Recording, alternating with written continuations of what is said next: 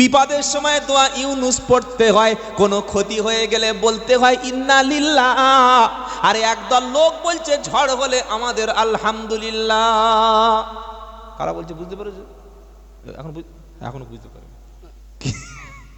এখনো বুঝতে পারে না যে কারা আলহামদুলিল্লাহ বলছে।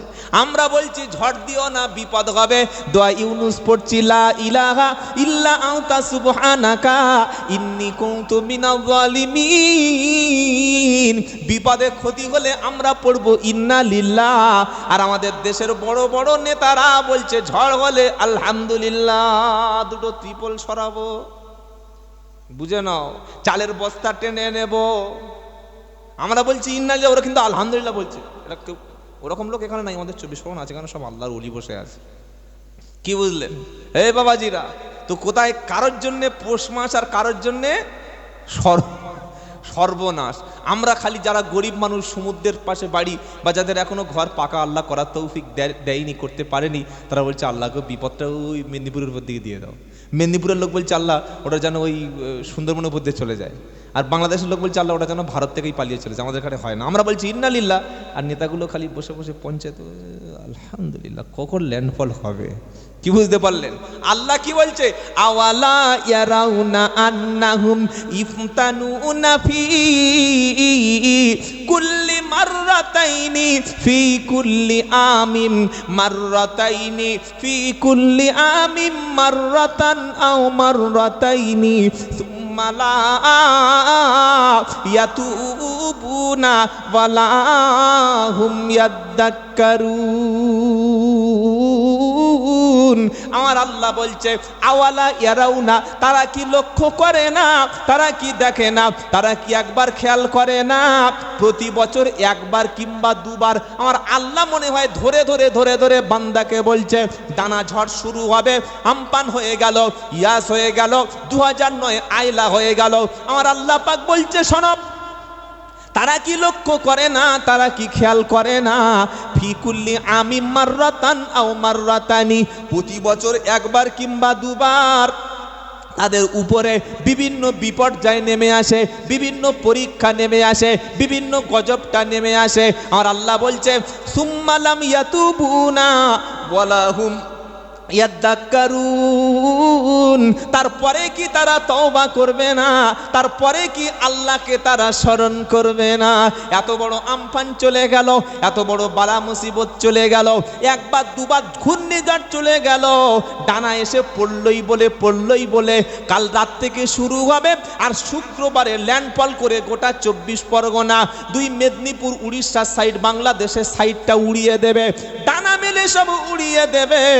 আল্লাহ বলছে বছরে প্রতি বছর ফি বছর একবার কিংবা দুবার তাদের উপর যে গজব হয়, তবু তারপরে কি তারা তওবা করবে না? এরপরে কি তারা লটারির টিকিট বিক্রি করবে? এরপরে কি তারা মদ পান করবে? এরপরে কি সুদের মাল তারা খাবে? এরপরে কি তারা মিথ্যা কথা বলবে? এরপরে কি মসজিদ চিনবে না? এত বড় বিপদ হওয়ার পরে আল্লাহকে যারা স্মরণ করে না, আল্লাহ বলছে আমি আল্লাহ অমন পাপীকে কখনো ক্ষমা করব না। কথা মনে থাকবে ইনশাআল্লাহ। বলেন এবার এটা হচ্ছে কেন, কি বলা আছে? পারা নাম্বার 21, পৃষ্ঠা নাম্বার 7, লাইন নাম্বার 14, আয়াত নাম্বার 41, সূরার নাম রুম। আল্লাহ বলছেন যাহারাল ফাসাদু ফিল বাররি ওয়াল বাহরি বিমা কাসাবাতু আইদিন নাস, জলে এবং স্থলে, ভূমণ্ডলে, নবমণ্ডলে, পৃথিবীতে, সমুদ্রের মধ্যে যত রকম বিপর্যয় ঘটে, যত রকম দুর্যোগ হয়, কখনো আমপান, কখনো আইলা, কখনো ভূমিকম্প, কখনো সুনামি, কখনো জলোচ্ছ্বাস, কখনো করোনা, যত রকমের বিপদ আল্লাহর পক্ষ থেকে হয়, আল্লাহ বলছে সবগুলো পাপের কারণ তোমাদের নিজেদের দুহাতে কামাই করা। তোমরা ওজনে কম দেবে, তোমরা খাদ্যে ভেজাল দেবে, আমি আল্লাহ তোমাদের মধ্যে তখন রুজির অভাব বেশি করে দেব। যখন তোমরা যাকাত দেওয়া বন্ধ করে দেবে, আসমান থেকে পানি বর্ষণ বন্ধ করে দেব। বিয়ে করার আগে যখন একটা নারীর শরীরটা ভোগ করে নেবে, ভালোবেসে তার কাছে থেকে জীবনের সুখ শান্তি মিটিয়ে নেবে, বিয়ে করতে বললে তখন মনটা খারাপ হবে, আমি আল্লাহ সমাজে তখন ভূমিকম্প দেব, এমন ভূমিকম্প বাপ তার ছেলের মুখ দেখা পাবে না। পাড়ায় একটা ভালো মেয়ে বার করুন, দেখবি, বার করুন, সহজ। হ্যাঁ, বলছে আমার মেয়ে বোরকা পরে থাকে, ও বোরকা পরে থাকে আর কানে হেডফোন দিয়ে ছেলেদের সঙ্গে ফোনে কথা বলছে, তো ও বোরকা পরে লাভটা কি? কি গো বলছেন না কেন? কি সুন্দর বোরকা পরা মেয়ে, বোরকাটা পরেছে ওটা সমাজ থেকে নিজেকে মানে ওই সাধু বেশ ধরার জন্য। শুনছেন আপনারা? মসজিদে এক সময় প্রচুর ঘড়ি চুরি হতো, জানেন আপনারা? জানেন না? মসজিদে মসজিদে ঘড়ি চুরি হতো, মোবাইল চুরি হতো। তো যারা চুরি করতো তারা কিন্তু কেউ প্যান্ট শার্ট পরার লোক নয়, ওই টুপিটাও পরতো আর মোটামুটি পাঞ্জাবিটাও লাগাতো। তো টুপির দাম 100 টাকা আর পাঞ্জাবির দাম 400 টাকা। কি গো, এটা পাওয়া যায়? তো এটা নিয়ে যদি আমি চুরি করি মসজিদে, তাহলে দোষটা পুরো আলেমদের ঘাড়ে, মুসলমানদের ঘাড়ে চাপিয়ে দেওয়া যায়। তো এই যে বোরকা, কেউ যদি আল্লাহর ভয়ে বোরকা পরে, আল্লাহ তার জন্য অনেক বড় পুরস্কার রেখেছে, বলুন সুবহানাল্লাহ। কিন্তু সমাজের লোক বুঝতে পারবে যে আমি যদি একটা ছেলেকে ভালোবাসি, সেই ছেলেটার বাইকের পিছনে আমি ঘুরতে বার হয়েছি, পার্কে যাব, বিভিন্ন ট্যুর করতে যাব, কোনো জায়গায় দেখা করতে যাব, সিনেমা হলে যাব, এখন পাড়ার লোক সবাই যদি বলে এই সেই আমাদের এই ইসমাইলের ছোট মেয়ে রে, ইয়ে বলে কি বলে জরিনা, এত খারাপ হয়ে গেল, এটা যাতে কেউ না বলতে পারে তার জন্য বোরকা পরে একটা বয়ফ্রেন্ডের পিছনে উড়ে চলে গেলাম। তো এটা কি পর্দা? বলছেন না কেন? বিয়ের আগে জেনা, ঘর ঘর জেনা, বাড়িতে স্ত্রী রেখে অপার স্ত্রীর কাছে জেনা করছে, আপনি ভাবতেই পারবেন না। কাজে গিয়ে জেনা করছে, কলকাতায় গিয়ে জেনা করছে, রাস্তাঘাটে জেনা করছে, কুকুর বিড়ালের মতো জেনা করছে। কুকুর অতটা নির্লজ্জ নয়, বর্তমান সমাজে জেনার মানে পরিধিটা এত বেড়ে গেছে, পার্কে গিয়ে আপনি সেখানে দাঁড়াতে পারবেন না, কোনো রেস্টুরেন্টে গিয়ে সেখানে অবাক হয়ে যাবেন। স্বামী স্ত্রীর মধ্যে এত মিল নাই যত মিল প্রেমিকার প্রেমিকর মধ্যে আছে।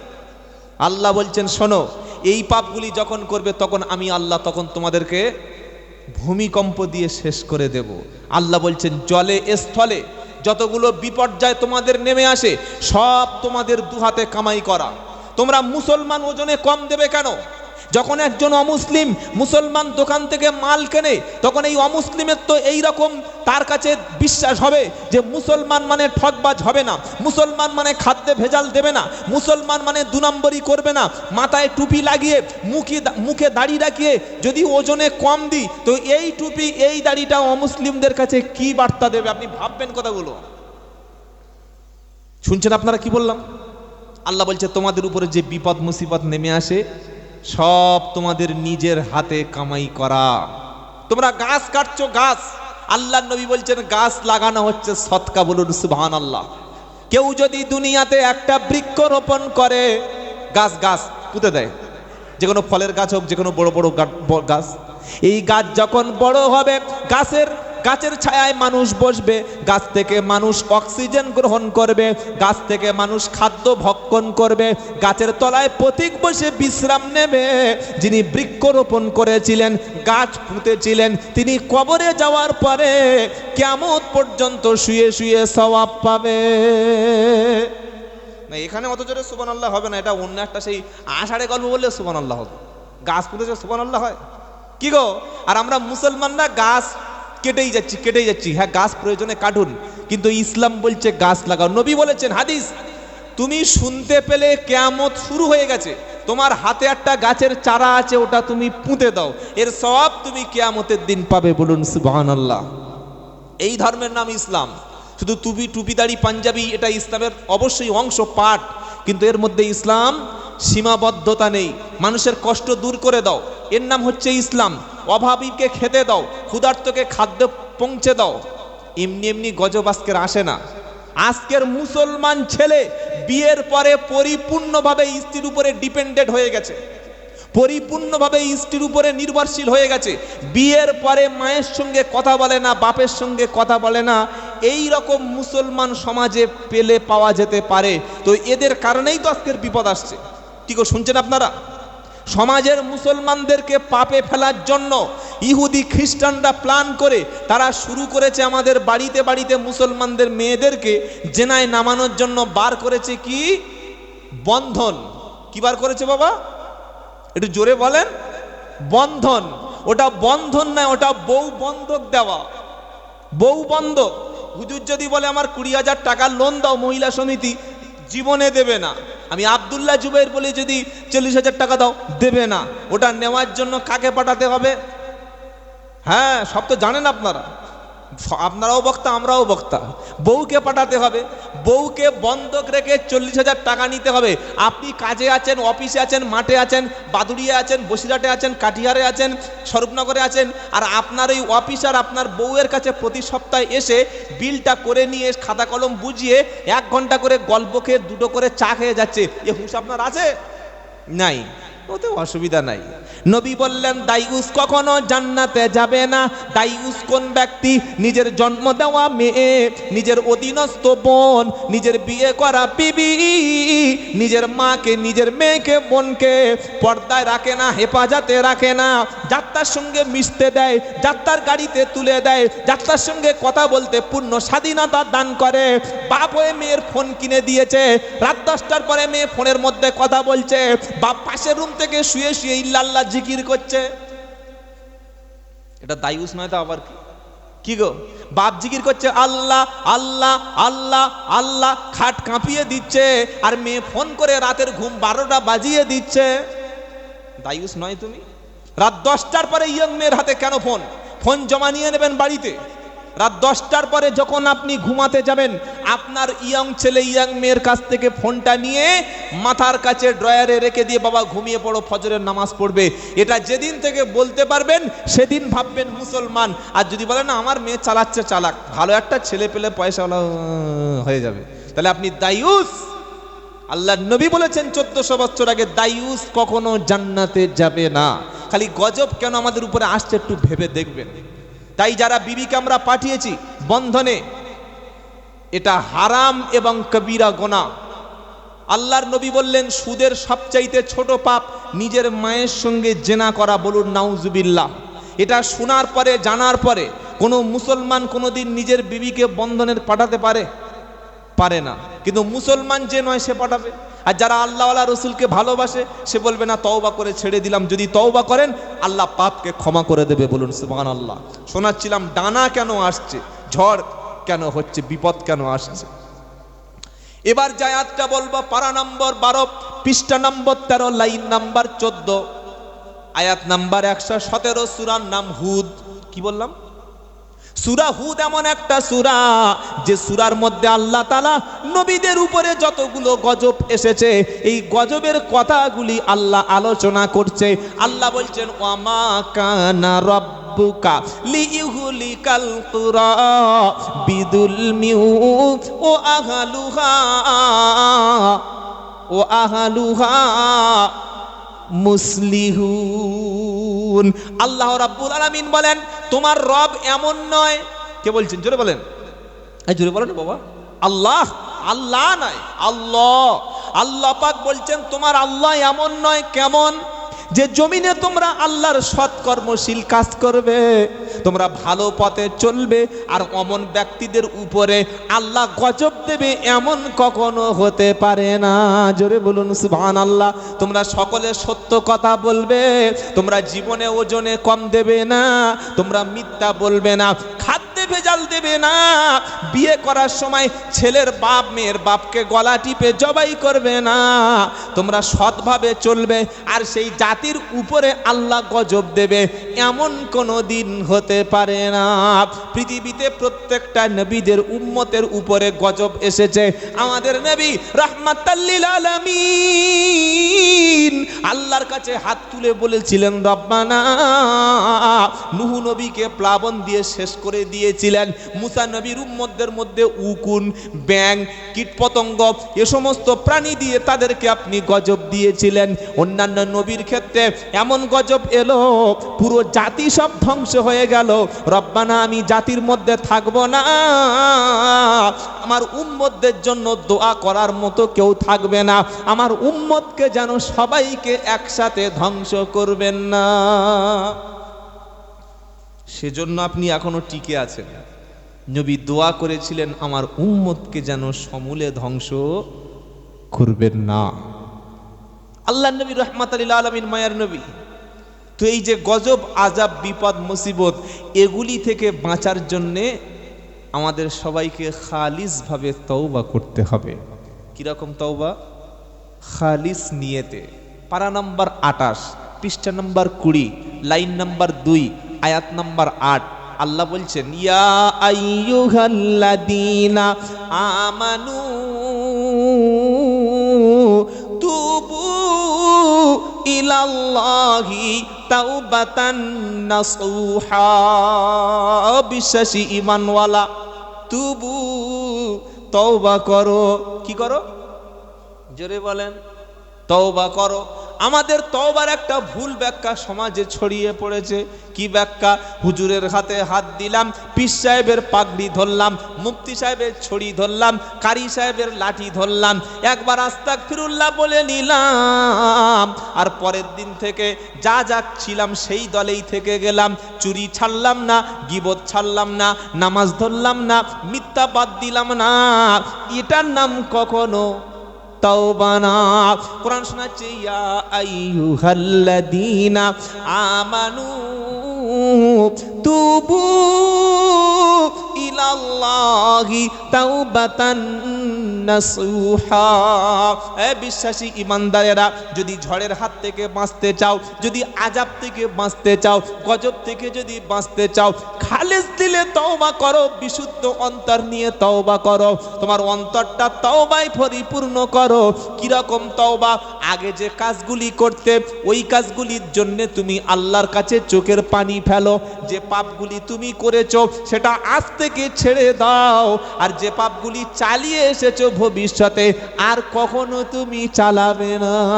অতীতের পাপের জন্য চোখের পানি ফেলতে হবে। অতীতে যে পাপ করে এসেছি বর্তমানে বন্ধ করতে হবে, আর এই পাপটা ভবিষ্যতে কখনো করা যাবে না। এমন তওবা করবে যারা, নবী বললেন আত্তাইবু মিনাল দাম্বি কামান লা দাম্বা লাহু। যে ব্যক্তি তওবা করে পাপ করার পরে, ওই ব্যক্তি যেন কোনো পাপ করে না। বলুন না সুবহানাল্লাহ। এই তওবা যদি আমাদের মধ্যে আসে, তাহলে আগামীকাল থেকে মসজিদে লোকের জায়গা দেওয়া যাবে না। আগামীকাল থেকে চুল কাটার পরে মুসলমান আর কখনো দাড়িতে হাত দেবে না। ইস, এই দাড়িতে কি করে হাত দিই? যে দাড়ি রাখার জন্য নবী 40টার বেশি কথা বলেছেন মুসলমানদের জন্য। কথা মনে থাকবে ইনশাআল্লাহ। যদি এটা মুসলমান নবীর উম্মত হিসাবে কেউ নবীকে ভালোবাসে, ও কোরআন পড়ার জন্য, আল্লাহর কিতাব পড়ার জন্য পাগলের মতো হুজুরের কাছে ফোন করবে, হুজুর একটু সময় হবে, হুজুর একটু সময় হবে। আচ্ছা আপনারা বলুন, আপনি যদি কোনো আইনের জালে জড়িয়ে যান, কার কাছে ফোন করবেন? ডাক্তার, মাস্টার, ইঞ্জিনিয়ার না উকিল? কার কাছে? আরে বলছেন না কেন? উকিল। কোন উকিল? যে আপনাকে কোর্ট থেকে জামিন করে দিতে পারবে, তাই তো নাকি বাবা? ও আল্লাহওয়ালা ভাইয়েরা, বাবাজিরা, দুনিয়াতে পাপ করেছি, মদ খেয়েছি, চুরি করেছি, জেনা করেছি, জাহান্নামের আযাব থেকে বাঁচার জন্যে কোনোদিন কি মন চেয়েছে ইমাম সাহেবের কাছে বসে একটু সমস্যার সমাধানটা করে দিই? আমার নাজাতের রাস্তা কি? আমার মুক্তির রাস্তা কি? আমি কোন কাজ করলে জান্নাত পাবো, কোন কাজ করলে জাহান্নামের আগুন থেকে বাঁচতে পারবো? এটার জন্য ইমাম সাহেবের কাছে বসে একটু সমাধানের দরকার ছিল না ছিল না? ছিল। হাতে সময় আছে? নেই। ইমাম সাহেবকে কখন ডাকবো? মেয়ের বিয়ে পড়ানোর সময়। আর কখন ডাকবো? গরু জবাই করানোর সময়। আর কখন ডাকবো? বাপ মরে গেলে। আর কখন ডাকবো? বাড়িতে মিলাদের দিন। মানে আমার দায় পড়লে তবে ইমাম সাহেব আসবে, আমার ব্যক্তিগত স্বার্থে ইমাম সাহেব আসবে। আখেরাতের জন্যে, নামাজের জন্যে, কোরআন শেখার জন্য, দ্বীন ইসলাম শেখার জন্যে, আল্লাহ রসুলের কাছাকাছি যাওয়ার জন্য ইমাম সাহেবের দরকার নেই। এটা যেন না হয়, এটা যেন না হয়। ছাত্র বেনে যান, কোরআনের ছাত্র বেনে যান, জান্নাতি হয়ে যাবেন। বলুন সুবহানাল্লাহ। এখন আপনারা বসে আছেন, আমরা বসে আছি, আমি অনেকের সবার চাইতে বয়সে ছোট, তারপরে যিনি কথা বলেন, যারা শোনেন, তারা হয় ছাত্র। এরকম ছাত্র হলে হবে না। প্রতিটা দিন আমরা ইমামের কাছে বসে কোরআন শিখব। বলুন ইনশাআল্লাহ। শেখাতেই কল্যাণ আছে। আমি শুনিয়েছি, শিখলে তবে আপনার সম্মান বাড়বে, না শিখলে কখনো সম্মান বাড়বে না। আল্লাহ বলছেন কুল হাল ইয়াস্তাবিল্লাযিনা ইয়ালামুনা ওয়াল্লাযিনা লা ইয়ালামুন। হে নবী, আপনি বলুন, যারা জানে আর যারা জানে না তারা কি সমান? না। যারা জানে না আর জানে তারা কখনো সমান হতে পারে না। সেজন্য সকলে তওবা করে আগামীতে কোরআন শিখব। বলুন ইনশাআল্লাহ। বলুন ইনশাআল্লাহ। যে দিন সামনে আসছে, যদি আপনি প্রকৃত মুসলমান না হন, ইসলাম যদি জেনে না থাকেন, আপনি যদি কোরআন না জেনে থাকেন, আপনার ঈমান নষ্ট করতে 1 মিনিট সময় লাগবে না, 1 মিনিট লাগবে না। শুনছেন আপনারা? 1টা মিনিট সময় লাগবে না, আপনার ঈমান মুহূর্তের মধ্যে ধ্বংস করে দেবে, 1 মিনিটের মধ্যে ধ্বংস করে দেবে। সেই চক্রান্ত আজকের পৃথিবীর সমস্ত ইহুদি খ্রিস্টান কাফেররা তারা চালিয়ে যাচ্ছে। আমরা যারা ঈমান এনেছি, আল্লাহ এবং রসুলকে যারা বিশ্বাস করি, আমরা সকলে চাইব আমরা রসুলের সাহাবাদের মতো ঈমান আনতে। কি চাই কি চাই না? চাই। এ বাবা চাই। রসুলের সাহাবাদের চরিত্র কেমন? কোরআন ওয়াল মুহাম্মাদুর রাসূলুল্লাহ,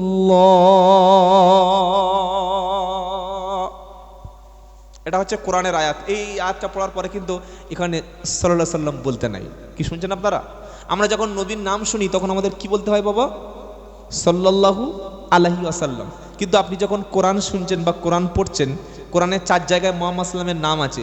সূরা আল ইমরান 4 নম্বর পারা 144 নম্বর আয়াত, সূরার নাম আহজাব 22 নম্বর পারা 40 নম্বর আয়াত, সূরার নাম মুহাম্মদ 26 নম্বর পারা 6 নম্বর আয়াত, সূরার নাম ফাতা 26 নম্বর পারা 29 নম্বর আয়াত। এখানে মুহাম্মদ শব্দ বলার পরে সাল্লাল্লাহু আলাইহি সাল্লাম বলার কোনো বিধান নাই। তো আমি যেটা বললাম মুহাম্মদ রাসূলুল্লাহ, এটা কিন্তু আজান বা কলেমা বা অন্য বলিনি, এটা কোরআন বলেছি। মুহাম্মাদুর রাসূলুল্লাহ ওয়াল্লাযীনা মাআহু আশিদ্দাউ আলাল কুফফারি রুহামাউ বাইনাহুম তারাহুম রুকআন সুজ্জাদাই ইয়াবতাগুনা ফাদলাম মিনাল্লাহি ওয়া রিদওয়ানা সীমাহুম ফি উজুহিহিম মিন আসারিস সুজুদ।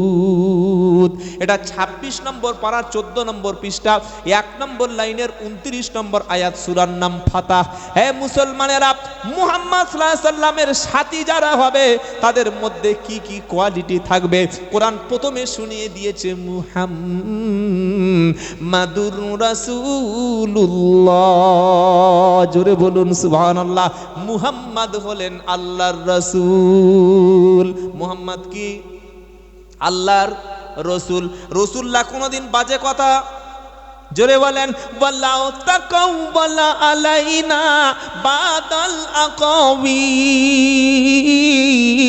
লা আখাজনা মিনহু বিল ইয়ামিন সুম্মা লাকাতআনা মিনহুল ওয়াতিন ফামা মিনকুম মিন আহাদিন আনহু হাজিজিন। 29 পারা সূরা হাক্কর 45, 46, 47, 48 নম্বর আয়াতে আল্লাহ বলছেন, আমার নবী নিজের থেকে কোনো কথা যদি বানিয়ে কোরআনের মধ্যে চালিয়ে দিত, আমি আল্লাহ ডান হাতকে চেপে ধরতাম। সুম্মা লাকাতআনা মিনহুল ওয়াতিন, আমি আল্লাহর নবীর কণ্ঠনালীকে গলাকে টেনে ছিঁড়ে ফেলে দিতাম, আর আমার হাত থেকে নবীকে বাঁচানোর মতো কোনো ব্যক্তি কেউ থাকতো না।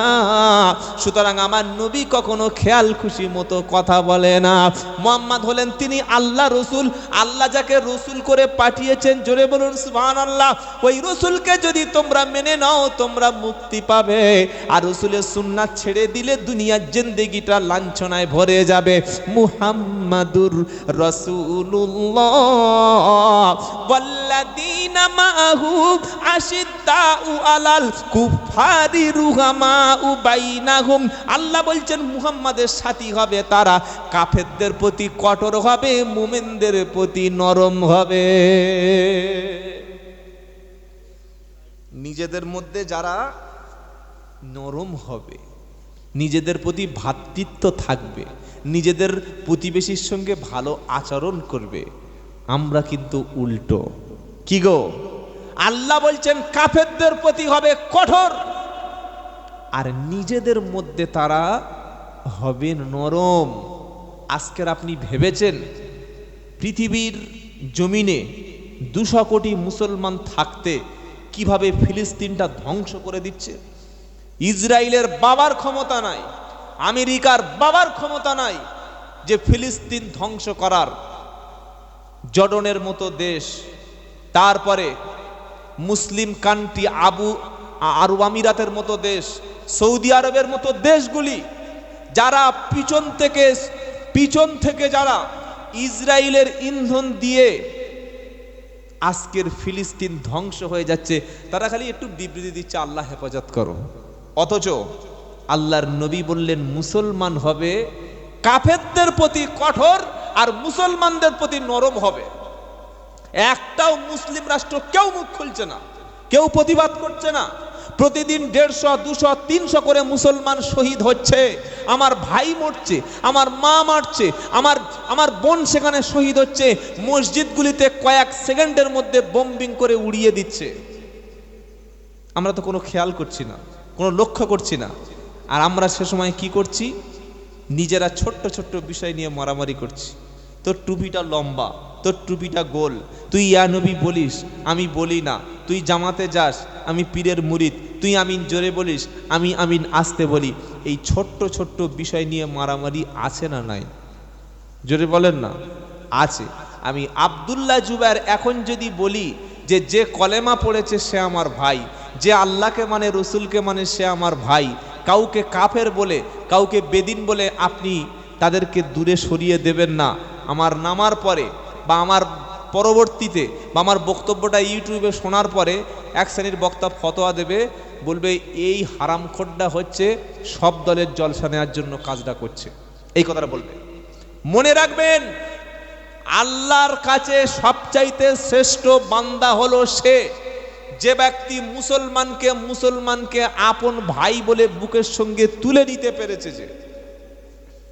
যে তবলিগ জামাত সে আমার ভাই, যে কাদরিয়া সে আমার ভাই, যে হানাফি সে আমার ভাই, যে শাফি সে আমার ভাই, যে মালিকি সে আমার ভাই। যদি আমেরিকায় একজন মুসলমান ইসলাম কবুল করে সেও আমার ভাই, তার সঙ্গে আমার কোনো শত্রুতা নাই। এটা আমি বলতে পারবো না। একজন লোক হয়তো ফুরফুরা শরীফকে ভালোবাসে, আমি তাকে বেদাতি বলে দেব। একজন খাজা মঈনুদ্দিন চিশতিকে ভালোবাসে, আমি তাকে জাহান্নামী বলে দেব। একটা লোক হয়তো ওই তবলিগ জামাতে গেছে, আমি কাফের বলে গুলি করে শেষ করে দেবো, এ অধিকার আমার আছে? আরে হ্যাঁ বলছেন না কেন? কালকের সকালবেলা ধরুন পাঞ্জাবে একটা বাস দুর্ঘটনা হলো, ওরা ওই আজমির শরীফে যাচ্ছিল, রাস্তায় দুর্ঘটনা হয়ে সামনাসামনি 20 জন লোক মারা গেল, 30 জন ইনজুরি হয়ে হসপিটালে ভর্তি আছে, প্রত্যেকের সিরিয়াস অবস্থা। আমি পেপারটা পড়ে, ধরুন আমি তবলিগ জামাত করি বা আমি আহলে হাদিস বা আমি ওই শাফি মাযহাবের লোক বা মালিকি মাযহাবের লোক, শালা ঠিক হয়েছে, একদল পীরপন্থীর লোক মরেছে, ঠিক হয়েছে। এটা বলা কি ঠিক হয়েছে? আপনি ভেবে বলুন না। কিন্তু আজকে জলসাগুলিতে কি হচ্ছে? একে অপরকে কাফের বানানোর জন্য আমরা ফতোয়া তৈরি করছি। ও কাফের, ওই বক্তা আনলে আমি দাওয়াত জলসা যাব না। তুই যাবি না কেন রে ভাই? পশ্চিম বাংলার জমিনে এমন বক্তা আছে যে একজন বক্তা আসলে অন্য বক্তা দাওয়াতে আসে না। সাধারণ মানুষ কি শিক্ষা নিচ্ছে? আলেমদেরা তো হিংসা হতে পারে। 4টে ফকিরকে এক জায়গায় খেতে দিন, খাবে। 4টে ডাক্তারকে খেতে দিন, খাবে। 4টে চোরকে এক জায়গায় খেতে দিন, খাবে। 4টে রিক্সাওয়ালাকে একই প্লেটে খেতে দিন, খাবে। আর 4টে হুজুরকে এক জায়গায় বসিয়ে দিন, এমন মারামারি করবে তখন অ্যাম্বুলেন্স লাগবে। কেন? ছোট্ট ছোট্ট বিষয় যেগুলো কোনো কারণ নাই। আমরা হানাফি মাযহাব মানি, নাভির নিচে হাত বাঁধি। কেউ শাফি মাযহাব মানে বুকের উপরে হাত বাঁধে। কেউ জোরে আমিন বলে, কেউ আস্তে আমিন বলে। আল্লাহ কিয়ামতের দিন তো জিজ্ঞাসা করবে, আমিনটা জোরে বলেছিলিস কেন, আস্তে বলেছিলিস কেন, নাভির নিচে হাত বেঁধেছিলিস কেন, হাতের বুকের উপরে হাত বেঁধেছিলিস কেন? জিজ্ঞাসা করবে। খালি জিজ্ঞাসা করবে তুই নামাজ পড়েছিলিস কিনা। আউয়ালু মা ইউহাসাবু বিহিল আবদু ইয়াউমাল কিয়ামাতিস সালাত। রাসূল বলছেন কিয়ামতের দিন প্রথম প্রশ্ন হচ্ছে নামাজের হিসেব। নবীর বিভিন্ন আমল আছে, যে যার মাযহাব মানে যার তরিকায় সেই নামাজ পড়বে। কি আপনাদের অসুবিধা হচ্ছে নাকি? বারাইপুরে দেখলাম একটা মসজিদে লেখা আছে বারাইপুর হানাফি মসজিদ। মুর্শিদাবাদ বেলডাঙায় গিয়ে দেখলাম লেখা আছে বেলডাঙ্গা আহলে হাদিস জামে মসজিদ। এই ভাগগুলো মসজিদ নিয়ে কেন হবে? সেজন্য আপনি শুনলে অবাক হবেন। আজকের আনন্দবাজার পত্রিকায় দিয়েছে, আপনার সঙ্গে 1 মিনিট আমি বলছি, আপনি দেখেন। আমাদের ভারতবর্ষে, এটা তথ্যটা যারা শিক্ষিত ছেলে একটু সাবধান মানে খেয়াল করে শুনবেন।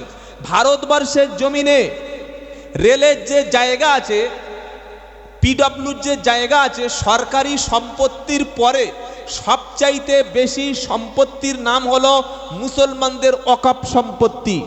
শুনতে পেলেন আপনারা? কি বললাম বলুন তো? সরকারের রেলের জায়গা, বিমানবন্দরের জায়গা, বাস স্ট্যান্ডের জায়গা, পিডব্লিউর জায়গা, অফিস আদালতের সরকারি যে সম্পত্তি, এই সম্পত্তির পরে সেকেন্ড লার্জেস্ট প্রপার্টি হিসাবে যেটা আছে সেটা হচ্ছে মুসলমানদের বাবার ওয়াকাফ সম্পত্তি। ওয়াকাফটা কি? কারো 10 বিঘে জমি, সে বলল আল্লাহ আমার 3টে ছেলে 3 জনকে 3 বিঘে দিয়ে দিলাম, আর 1 বিঘে জমিটা আমি মসজিদের জন্য সম্পূর্ণ ওয়াকফ আল্লাহর জন্যই খাস করে দিলাম, ওতে কারোর হস্তান্তর ইন্টারফেয়ার চলবে না। ওই জায়গাটা কি হয়ে গেল? ওয়াকাফ সম্পত্তি। আমাদের ভারতবর্ষের বর্তমান যারা কেন্দ্রে ক্ষমতায় আছেন তারা হিসাব করে দেখলো যে এই ওয়াকাফ সম্পত্তিটা আইন